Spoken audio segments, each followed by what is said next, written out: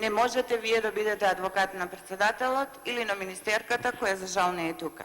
Меѓутоа, ќе ви прочитам изјава дадена од председателот на Република Македонија Стево Пендаревски, даден на 4.7.2019, во кој тој вели: во текот на вчерашниот ден ја потпишав уредбата за ознаките на униформата на армијата и од сега натаму ќе биде армија на Република Северна Македонија.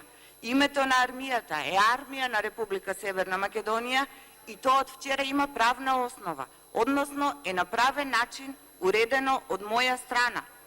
Ова е изјава на председателот на државата, на врховниот командант.